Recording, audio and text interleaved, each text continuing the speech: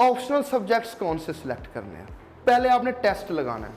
सबसे पहला टेस्ट है nature and orientation of subject, कि क्या ये सब्जेक्ट मैथमेटिकल ओरिएंटेशन इसकी है, लॉजिकल ओरिएंटेशन है, क्या ये सब्जेक्ट जो है इन डेप्थ एनालिसिस तो नहीं डिमांड करता, क्योंकि जितना सब्जेक्ट लॉजिकल और मैथमेटिकल ओरिएंटेशन वाला होगा उतने वो नंबर ज़्यादा देगा। दूसरा, origin and history of subject, जितना सब्जेक्ट पुराना आया होगा टाइम एंड स्पेस में उतने ही उसके एरियाज डिफाइंड होंगे। जैसे मैं मिसाल देता हूँ, पॉलिटिकल साइंस है, ग्रीक्स ओरिजिन है। अब 3000 साल में इतने बाबे कमेंट्स कर गए हैं कि उन बाबों में से 8-10 ही बच गए हैं जो करने हैं।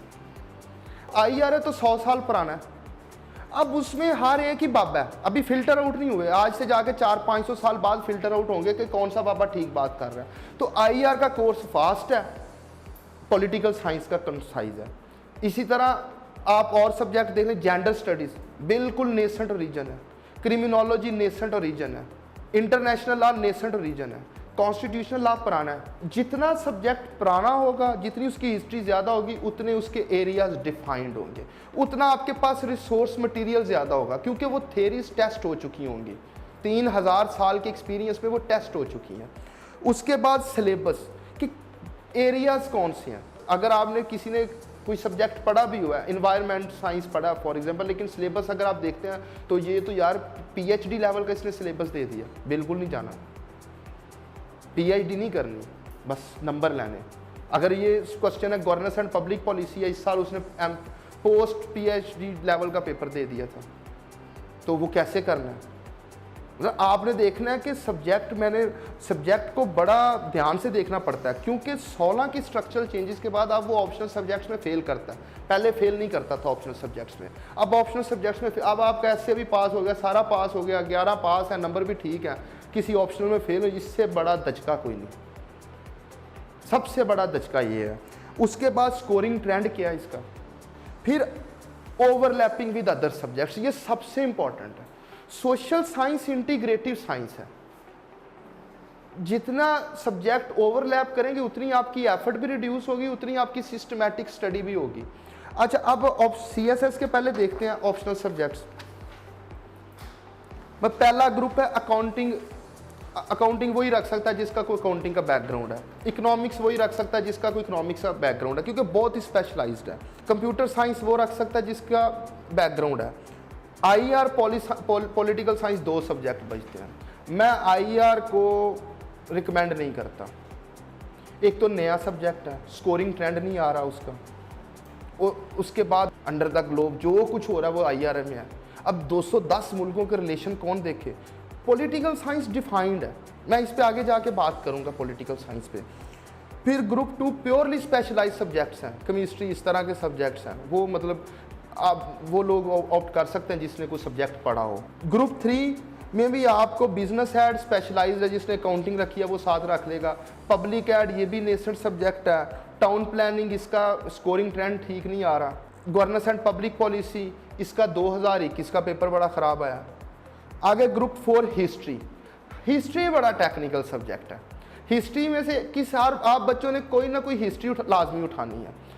अब इस्लामिक हिस्ट्री हाईली नज़रियाती हिस्ट्री है, आपने 19-20 कहीं भी कर दी आपके फेलियर के चांस है। मैं 2018 में मेरी इस्लामिक हिस्ट्री फेल हुई, सारे पेपर पास थे, इस्लामिक हिस्ट्री फेल थी, क्योंकि फ्लो में कहीं ऐसी बात लिख दी कि जो उसके नज़रिए के साथ मुताबिकत नहीं रखती थी। इंडो पाक हिस्ट्री नज़रियाती हिस्ट्री है।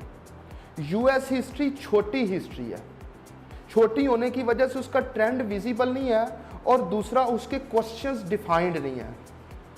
एक ही हिस्ट्री बचती है, यूरोपियन हिस्ट्री, और यूरोपियन हिस्ट्री के फ़ायदे बहुत ज़्यादा हैं, क्योंकि मॉडर्न जितने भी ये कॉन्सेप्ट्स, आइडियोलॉजीज़ हैं, ये यूरोप से इमिनेट हुई हैं, वहाँ से आके ये बाकी कॉलोनियल वर्ल्ड में गई हैं।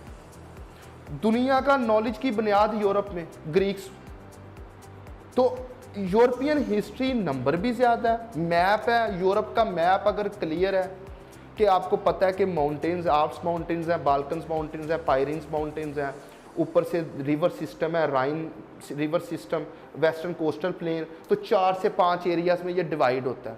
हिस्ट्री भी इसके डिफाइंड है, क्वेश्चन बड़े डिफाइंड है कि भी पहला 2 सवाल जो है वो नेपोलियन ईरा से आएंगे। अगले 2 क्वेश्चन जो है वो 1813 से लेके 47 तक से आएंगे। उससे 2 अगले क्वेश्चन जो है वो मतलब हर एक एरिया से एक क्वेश्चन आना है। अगर आपने एरिया की स्टोरी क्लियर कर ली है, वो जिस तरह से मर्जी सवाल पूछ ले, आपको मसला कोई नहीं है। यूरोपियन हिस्ट्री का फ़ायदा ज़्यादा इस वजह से, सबसे बड़ा फ़ायदा ये है कि ना सिर्फ ये नंबर देता है, दूसरा ये है कि इसकी वजह से आपकी इंटेलेक्चुअल आउटरीच बहुत बढ़ जाती है। क्योंकि जितनी भी ये मॉडर्न वर्ल्ड जिसमें हम बैठे हैं ना, ये 19th सेंचुरी में प्राइमरी फॉर्मुलेट हुई है, जिसको एज ऑफ आइडियोलॉजी भी बोलते हैं। कि नेशनलिज्म, लिबरलिज्म, कंजर्वेटिज्म, फैशिज्म, इन सारी आइडियोलॉजीज़ का, कॉलोनियलिज्म, एम्पायर बिल्डिंग, ये सारी मॉडर्न वर्ल्ड उस इरा में से है। उसके बाद ग्रुप 5 में भी सारे टेक्निकल सब्जेक्ट्स हैं सिवाय जेंडर। इन्वायरमेंट भी टेक्निकल है, क्योंकि इन्वायरमेंट में अब वो क्वेश्चन पूछता है प्योरली साइंटिफिक बेस के, तो वो फिर मसला हो जाता है कि जिसको साइंस ही नहीं आती उसने इन्वायरमेंट का कैसे करना है। उसके बाद ग्रुप 6 है, इसमें भी लॉ एंड फिलॉसफी। फिलॉसफी को मैं हाईली रिकमेंड करता हूँ। मेरी अटैम्प्ट उसने पास करवाई, पहली अटैम्प्ट में मुझे उसने 162 नंबर दिए 200 में से, दूसरी में 87 नंबर दिए। मैथमेटिकल है, सबसे पुरानी हिस्ट्री है और बहुत ही डिफाइंड एरियाज़ हैं। मेरी 15 से 20 मिनट की एक टॉक है, उसमें मैंने बताया कि फ़िलासफ़ी एज ए सब्जेक्ट क्या है, उसको देख लें। मदर ऑफ ऑल सब्जेक्ट्स है। फ़लसफ़ा कर लिया ना सही तरह, सबसे पहले शुरू ही इससे करें।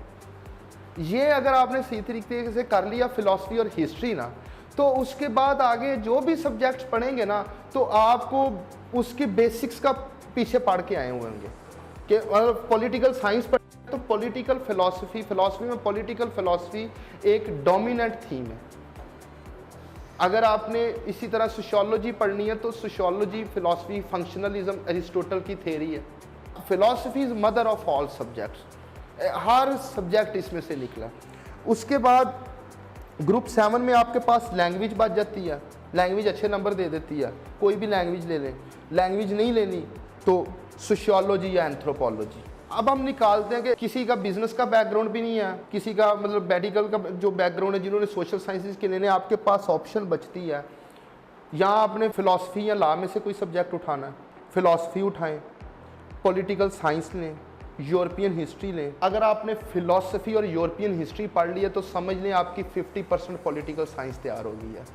अगर आपने philosophy, European history, political science पढ़ ली है तो समझ लें आपकी 70% सोशियोलॉजी तैयार है। अगर आपने ये सारे सब्जेक्ट्स पढ़नी है तो जेंडर स्टडीज़ का सिर्फ डाटा ही इकट्ठा करना है। सिस्टमैटिक तरीके से पढ़ें। सबसे पहले यूरोपियन हिस्ट्री, उसके बाद फ़िलासफ़ी, उसके बाद पॉलिटिकल साइंस, उसके बाद सोशियोलॉजी, उसके बाद जेंडर स्टडीज़। ये पढ़ने के बाद फिर आप जाएं कंपलसरी सब्जेक्ट्स की तरफ, आपकी एफर्ट 50% रिड्यूस हो जाएगी। ये एक लॉजिकल और सिस्टमैटिक वे है तैयारी करने का।